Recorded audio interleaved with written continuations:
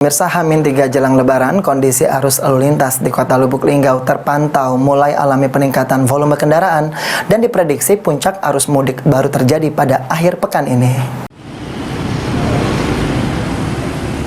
Seperti inilah kondisi arus lalu lintas di Simpang RCA Lubuk Linggau memasuki arus mudik Lebaran 2022. Kondisinya terpantau sudah mulai ramai dilalui kendaraan pemudik.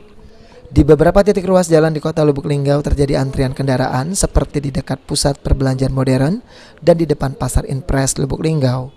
KBO Satlantas Polres Lubuk Linggau Ibda Jemi Amin Gumayal mengatakan volume kendaraan mendekati Hari Raya Idul Fitri 1443 Hijriah terus mengalami peningkatan.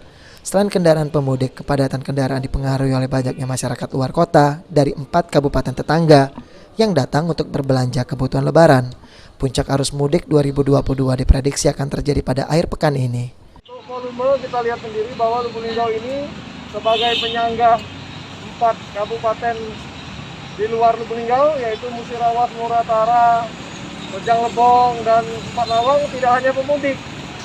Rekan-rekan bisa lihat sendiri ya, banyak juga warga di kabupaten tetangga yang berbelanja di Kota Lubuk Linggau, sehingga masyarakat lokal sendiri, para pendatang dari beberapa kabupaten yang ada di sekitar Lubuk Linggau maupun yang melintas akan mudik ke arah Jambi maupun Padang, sehingga tumpuannya semua kendaraan itu ada di Kota Lubuk. Untuk mengatasi kemacetan kendaraan di tengah kota, petugas kepolisian mulai berlakukan pengalihan jalur untuk kendaraan truk atau bus ke jalan di lingkar utara.